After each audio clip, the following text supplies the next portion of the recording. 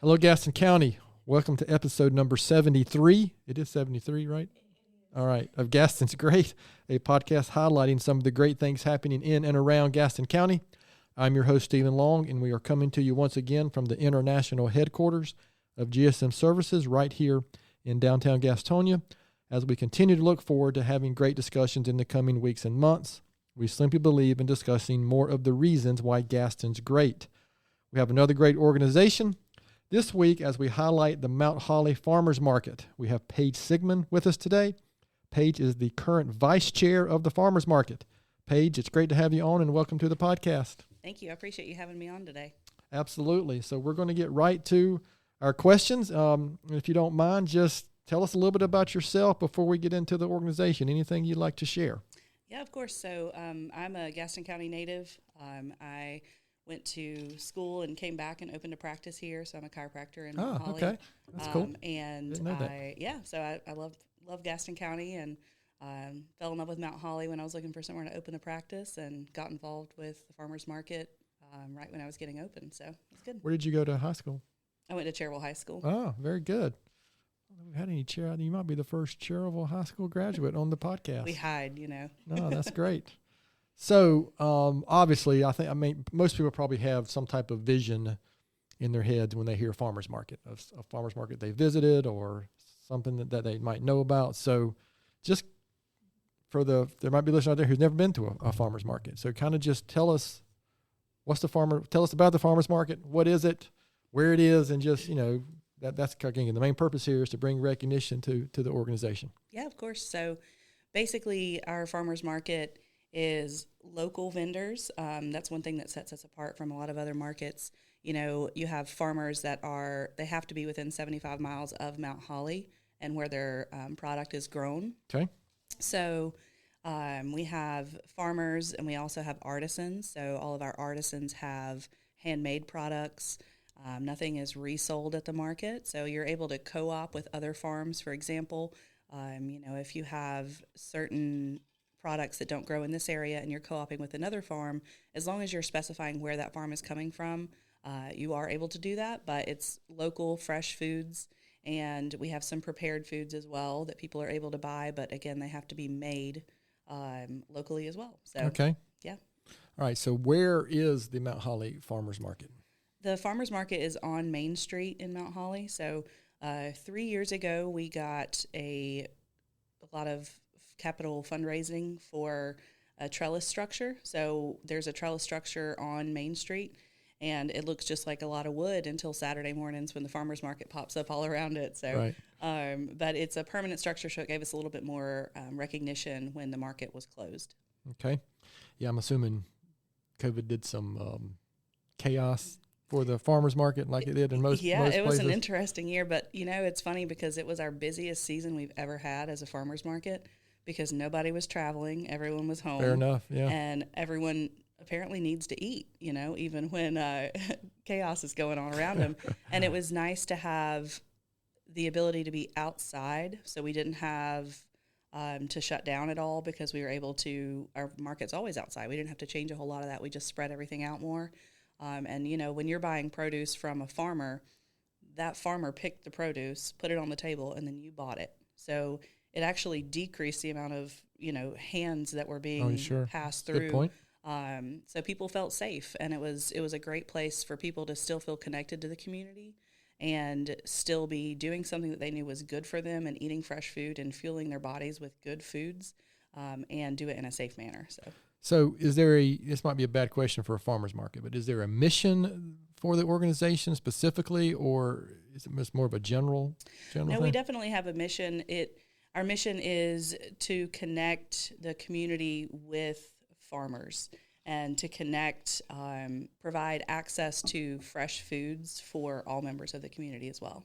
Okay, very good. So I guess that's what most people, maybe they might not word it that way, but that's probably what most people would associate with a farmer's market. I'm not sure I would have associated the artisan part. Mm-hmm. I may ask a few more questions about that, as we continue this conversation. So you mentioned you moving back here, starting a practice yourself, But can you maybe share specifically, how did you get involved with the farmers market? Is it something that you've always had a passion for, or just, just in general, how did you end up there? So I've always enjoyed going to farmers markets. When I was in grad school, that was our routine on Saturday morning, was going to the market, being able to shop and, just have that community feel, but also be connected with fresh local foods. And so as soon as I opened the practice here, I was looking at opportunities to volunteer and things I wanted to get involved with to meet people. And I saw that there was a farmer's market, so that was a great opportunity for me. So I started volunteering on Saturdays there. And, if you've ever been around many nonprofits, you don't have to volunteer for long before they ask you to That's right, join the community. I know exactly what you mean, yes. So the Farmers Market Board is fantastic. And, I was honored to join that, I guess, 4 or 5 years ago now. So it's been great. So how many board members are there? Is it typically is it all Mount Holly residents? Just kind of we have the mix. 15 board members right now. Okay. We've had a lot of changes in the past few years with the trellis structure being constructed. We just launched a Veterans Healing Garden around the farmers market. So we've had a lot of special projects, so that kind of added some board members to us. It's a lot of yes, Mount Holly residents and people who are involved in the market already, but then we also try to be a little strategic about anyone else that can add value in a specific job to allow them to be a part of the organizational board as well. Okay, very good. Thank you. I'm always interested to see how organizations are set up. I'm involved with a lot of organizations around the county myself. So I guess this might not be the best wording, but can you talk about some of the initiatives, or you mentioned special projects going on or programs? Mm-hmm. Some of the things that you're doing in the community, other organizations might be involved with. Just anything that you can share about some of the things that the organization is doing. Yeah. So our special project that we've worked on recently, like I said, the Veterans Healing Garden. So we were able to get a couple of grants and as well as sponsorships for outside of our trellis structure. We've created a garden that has a brick walkway that has bricks with all the veterans that are from Mount Holly listed. So we partnered with the Mount Holly Historical Society to be able to honor those veterans. And they all have a pollinator garden around those bricks, so that sidewalk serves a purpose in more than one way, right? So it's healing for the community and people who may, take special time within some of that veteran part of it, but then it's also healing in the community for pollinator garden, and just a really beautiful spot, and kind of adds a little bit of serenity to what could be a busy morning on a Saturday. You've got a spot to sit and reflect as well. Sure. Are there any other organizations you're involved with? Any connections, say, to the Mount Holly Community Garden, or any educational things that you guys do? Again, I'm pulling things out of the... No, that's good. It helps me answer questions. Sure. So the Mount Holly Community Development Foundation, we started as a incubation project from the foundation. The farmers market did. So we were able to branch off and become our own 501c3, and then we actually helped launch the community garden as well. So that was an incubation from us that then launched into their own 501c3. So you guys came first? Yes. Okay.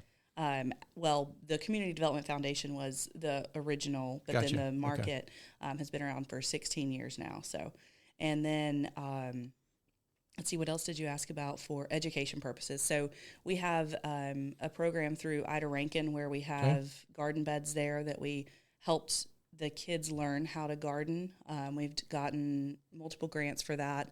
And we have another project going in our Veterans Garden that will be similar. So we'll have beds there. We got some sponsorships from organizations in Mount Holly to have the kids plant stuff while they're there and work on activities and really learn through farming and gardening and what can be really interesting about it and get them excited for it. Okay.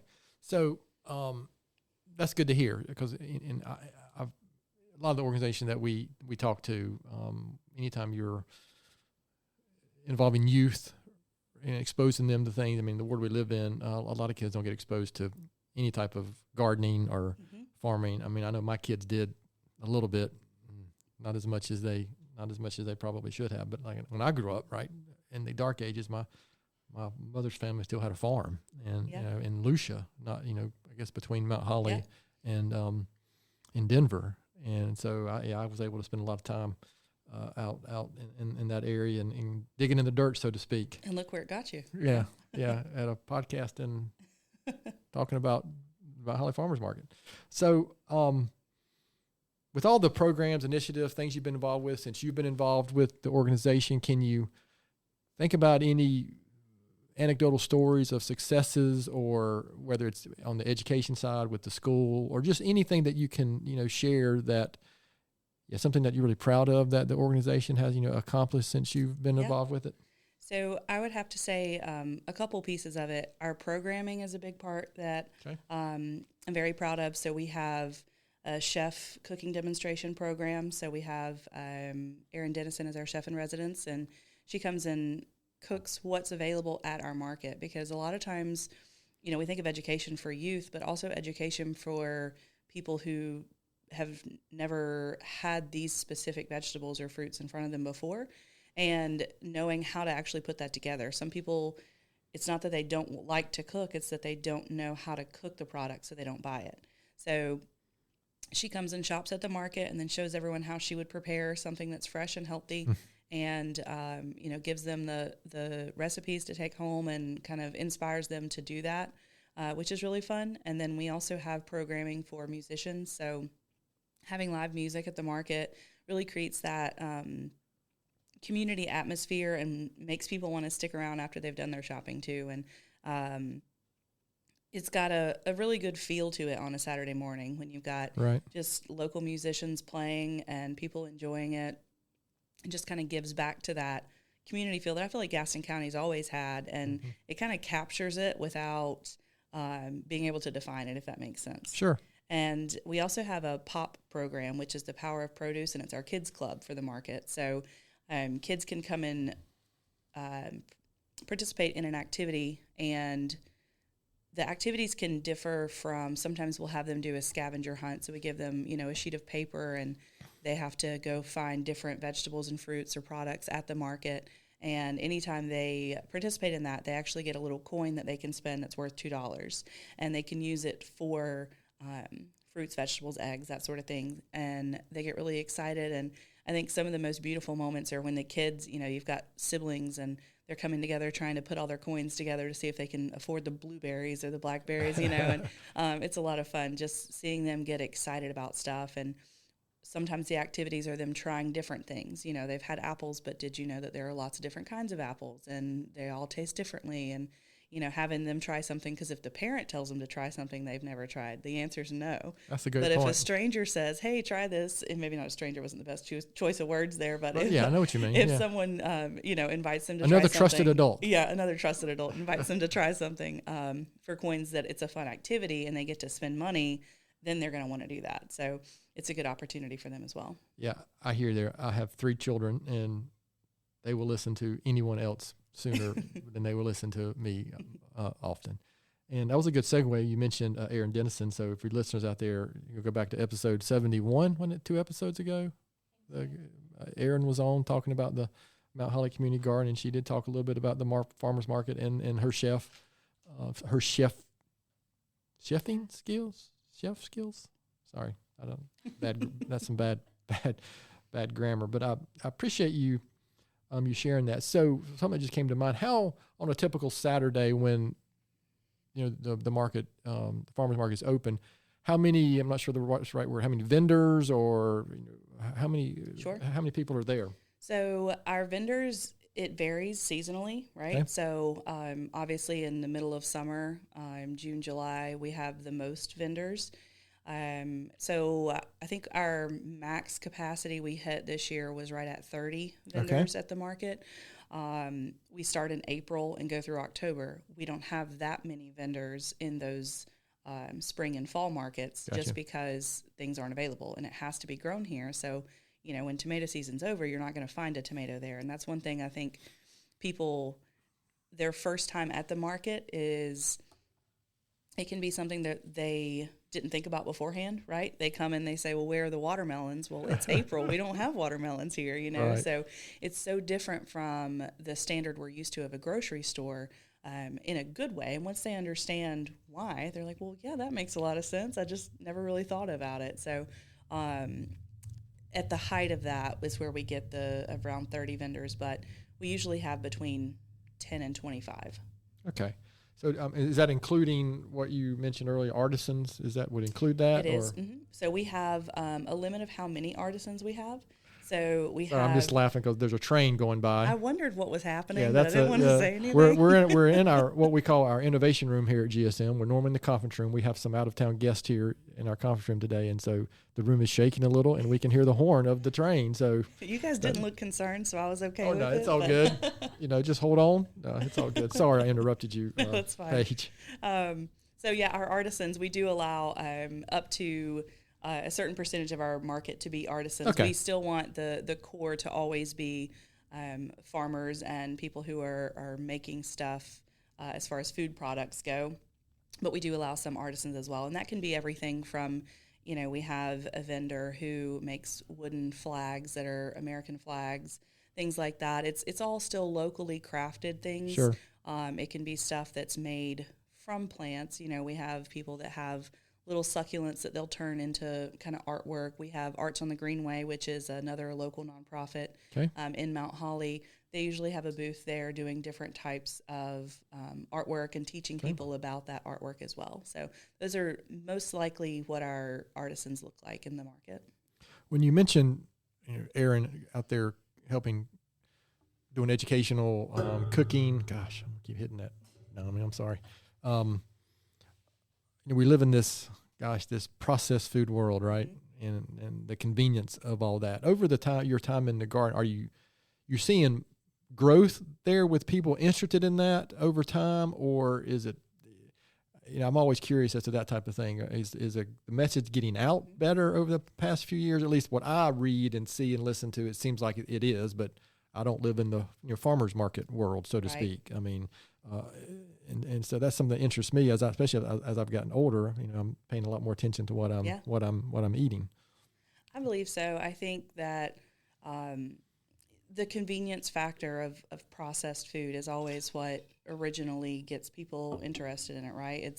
There is no cooking at the timing, and we live busy lives. But I think personally that we're at sort of a tipping point where people understand that there is a negative to that as well, and it's not just a convenient positive, but they are learning more about, just your health in general and how you build that, and what everybody knows that, a salad from a fresh farmer's market or just leafy green vegetables in general is better for you than a fast food burger. Everyone people knows that. Yeah. Everyone now, knows whether that. or not they don't want to admit that. Yeah. But everyone knows that, right, Naomi?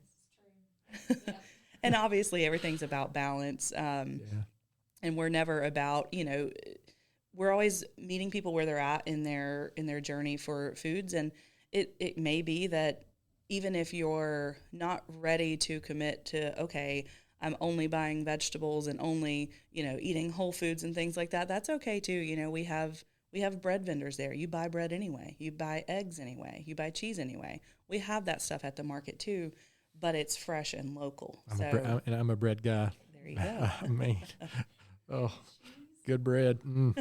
That's what I'm talking about.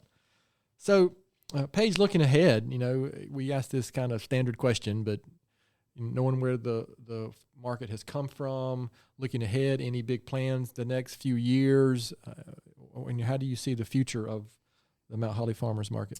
I think we have a big future. Like I said, our customer base just within the past 2-3 years has almost doubled. Okay, that's good. As far as the traffic coming through the market. And I think we have a huge future ahead of us. We've gotten back to all of our programming and all of our vendors, and really just being able to expand the market in great ways. So I think we'll be around in Mount Holly for a long time to come, and have some big ideas in the future too. All right, well, very good. So remember, this is a podcast about Gaston County. Obviously, we're focused on Mount Holly today, but why would you say, in your own words, just why is Gaston County better? Because the Mount Holly Farmers Market is here. I think that the farmers market kind of exemplifies what is great about Gaston County in general, and that is that local community feel and the we want to help each other mentality. And I feel like that's a lot of what the farmers market feel is as well when you're sitting there. And then also just being able to bring fresh foods to the community is a big part of it. I haven't mentioned our SNAP program, which is our Supplemental Nutrition Assistance Program. Okay. And we're able to offer double bucks to those that come and swipe their SNAP card at the market. So instead of going to spend $10, they'll swipe it for $10. That's what they're charged, but we give them $20 to spend there. Okay. And, it allows them to spend that money on stuff that is good for them. And it's also really good from an economic standpoint as far as farms. People a lot of times don't think about farms as businesses. Oh, yeah. But all of our vendors are small business owners.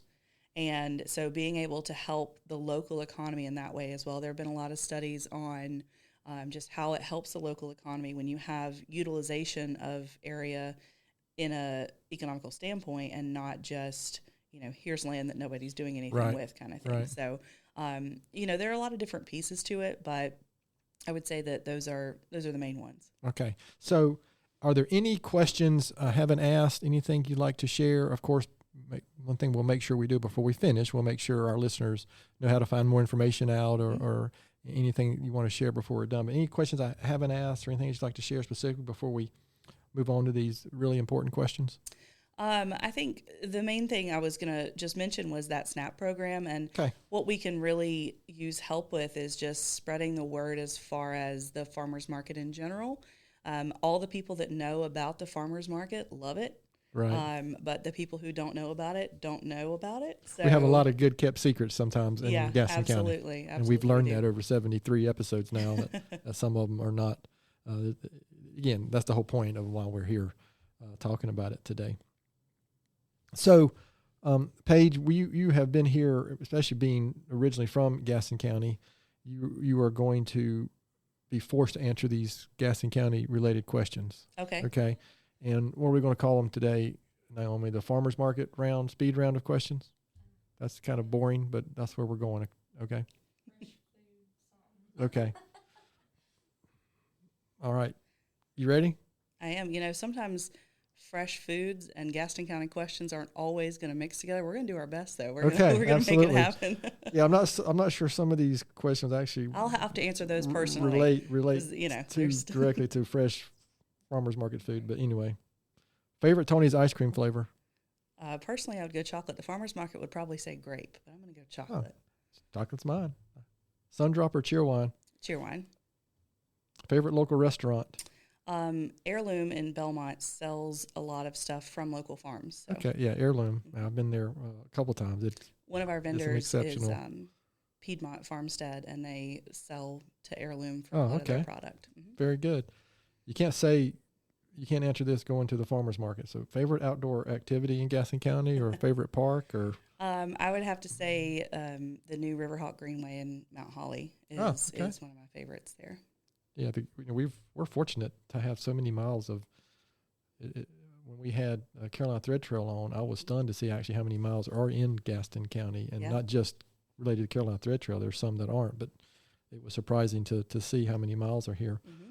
So here's a very important question, and I'm going to ask you anyway because it's my question. UNC Duke or NC State? Duke for me. Now the rest of the board might come at me for that answer. We haven't had Duke as an answer in a while, have we?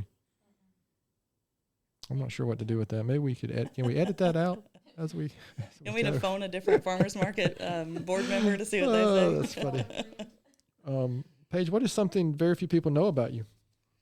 Well, in this context, my professional world is something you guys don't know about me. So I'm a family wellness chiropractor. So I'm prenatal and pediatric focused within the chiropractic world, which is a little bit unique to a certain degree. Yeah, actually, I made a note to out beside this question. So wellness in general, or chiropractic wellness, or because I know some chiropractors that I personally know that really do a lot more than just your, what I would call the classic view of chiropractic. Yeah, there are a lot of different kind of realms within chiropractic as far as the type of practice that you have. So we focus 100% on the adjustment within our chiropractic practice. But I say wellness because it's more of a maintenance, ongoing, proactive style of adjusting and healthcare, and not a reactive injury rehabilitation side of it. So I would have to go somewhere else. This old man's back from exercising too much. Problem. You know, I do say that we adjust from diaper to diaper, so age isn't always a thing. Oh, that's funny. I haven't heard that one in that context. That's good. So I appreciate you sharing that. How about a book or blog or article or something that you follow or something that you've read recently that you could recommend to our listeners? I really enjoy reading a lot of the blogs about, Go Gaston and what we can do outside and things like that from a personal standpoint. But I also really like murder mystery books and stuff. Oh, like do you that. really? So that's a lot of fun for me too. Do you have a specific one or something? Just any of them that have a really good twist to it. Okay, so the murder mysteries. I think The Silent Patient, if anybody is a big fan of twisty mysteries, that's a good one. All right. Well, we appreciate you indulging us on those Gaston County specific questions that we like to hear that, and in your the other board members, family, patients, that's really what they want to know and hear about you. So we've got just a few more questions before we'll get this episode wrapped up. And again, it's a question that I like to ask. And again, being from Gaston County, being able to maybe sound like you spent some time away from Gaston County and have come back. So, besides the Mount Holly's farmer market, why would you say Gaston County is such a great place? I think it's kind of that feeling that I was talking about that we have at the market, but just in Gaston County in general, being away and coming back, you walk downtown of any of our cities in Gaston County, even though some are bigger than others, right? Mm-hmm. You get that sensation of being at home and being welcomed when you go in somewhere. And, I think that community feel is really what makes Gaston County great. And as well as the proximity to how much outdoor stuff we have as well. Mm-hmm. Having the river right in Mount Holly is fantastic. Having Crowder's Mountain on the other side, a lot of the greenway that we were talking about too, just having that connection. It's definitely unique. It's a unique county. And I always like to mention too, close to the mountain, close to the coast. Mm-hmm. I mean, we really have a lot of things positive about Gaston County. So, Paige, knowing what you know now, what advice would you give your 20-year-old self? It's funny because when I was 20, I guess I would be, right at graduating from Appalachian State. And I think the fear of not knowing exactly what I wanted to do and where I wanted to be and how I was going to get there was big for me. And just kind of reassuring myself to have faith that we're going to be right where we need to be at the right time, and all is going to be great. That would be the best thing for me, and probably to save a little bit more money for grad school. Yeah, that's funny. Things you don't think about when you're 20. Yeah, that's a good one. We want things to happen so quickly, mm-hmm. and if they don't happen quick enough in our mind, it's not going to happen ever. I mean, right. It's interesting looking back too. I was probably worse about that than most people. Yeah, that's interesting to say that. But I appreciate the Appalachian State. I have my daughter is one more semester at Appalachian State. So she just came home 2 days ago for her final Christmas break from college. So that's very interesting. Cool. I don't think she liked to hear that when I said that to her. It's your last Christmas break. It's like, oh gosh, it is, isn't it? So Paige, this has really been good, and I appreciate your time. So again, the main point of us starting this podcast is to bring awareness to organizations like the Mount Holly Farmers Market. So where can listeners go to learn more, find more information out, volunteer, get involved, potentially just anything and everything you can share there for us? Sure. So I would say Facebook is the best way to follow us. Just search Mount Holly Farmers Market on Facebook. We do have an Instagram as well. You're able to find us, and then our website is just mounthollyfarmersmarket.com. I did spend some time on Facebook page. Was great. Thank you. I helped manage that. So oh, yeah, good. Yeah, it was. I spent some time on there yesterday doing a little bit of, I try to at least do a little bit of research before each episode to kind of find out what's what's going on there. So any last final words of wisdom or anything you'd like to share before we close this episode out? I just want to say thank you for having me on and giving the farmers market an opportunity to share with listeners and all that you're doing within the community with the podcast in general. Well, you're welcome, and I appreciate that. And again, it's been great for us and me personally, just to meet so many great people and hear, a lot of the organizations I've known a little bit about, but so many like the farmers market in Mount Holly, I just didn't know a whole lot about. So I appreciate your time coming over. So we're going to close this one out like I normally do with either my own thought or quote for the week and my book recommendation. And we're recording this on, what's today, the 14th of December. So it will be released the Thursday before Christmas. Am I right, Naomi? Don't let me mess that up. So I decided to go old school on a book here. And it's a book I've read more than once. But I'm going old school with a good Christmas book, Charles Dickens' A Christmas Carol. I'm sure everybody has seen the movie, but if you haven't read the book, I would encourage you to do that. It is worth the read, in my opinion. And my quote or thought for this week is also kind of related. I'm going to say it's related to Christmas, or at least this time of year. It comes from one of my favorite movies, and it's on significance. And it comes from Clarence, the guardian angel, from the movie It's a Wonderful Life. And he said, "Strange, isn't it? Each man's life touches so many other lives. When he isn't around, he leaves an awful hole, doesn't he?" I like that quote, and I like that concept and I think all of us would do ourselves a good service if we could remember how significant each of us are. If we just don't, I think we often don't realize the impact that we have, and mostly positive impact. And that's why I like talking to organizations and people like Paige, who are seeing firsthand some of the impact you're having with the community in Mount Holly. But a lot of people don't realize the impact and how significant we all are. So take that for what it's worth. And if you've never seen It's a Wonderful Life, it is worth the couple of hours to take a look at that movie. Have you seen It's a Wonderful Life, Naomi? All right, you got to give yourself a want or something. Naomi said no. Naomi, I don't even know what to say. I'm questioning everything that I know about you now. I might have to get you do you have a DVD player or a Blu-ray player? Maybe we'll just play. I'll bring that in and you can just spend 2 hours at work here watching that movie. Paige, this episode is totally going off the rails. I'm sorry. That's totally fine. I'm just stunned. I'm stunned she hasn't seen it too. I'm on your side here. My goodness. I don't even know what to say. How do I end these? I don't even know. I'm totally just discombobulated now, Naomi. So to our listeners, thanks for taking the time. I've been waiting for a good moment to embarrass you as much as possible on the podcast. I think I've just found it. Okay, you're welcome. Thanks so much for taking the time to listen to today's episode. Please continue to spread the word if you can about the podcast. And please don't hesitate to contact us at our email, which is podcast@gastonsgreat.com. We are always looking for suggestions for future podcast topics and guests. You can find the podcast and subscribe at the website, gastonsgreat.com, I think, or anywhere you listen to podcasts. And please follow us on all our social media platforms. And according to Naomi, give us a good 5-star rating that helps the podcast get noticed. Thanks again to Paige for being our guest today. Gaston's Great is produced and brought to you by Naomi Hunt, who has never seen It's a Wonderful Life, and Amy Anderson from GSM Services, and edited here locally by the Sumner Group. I'm your host, Stephen Long. Thanks again for hanging out with us, and please keep coming back to hear more reasons why Gaston's great.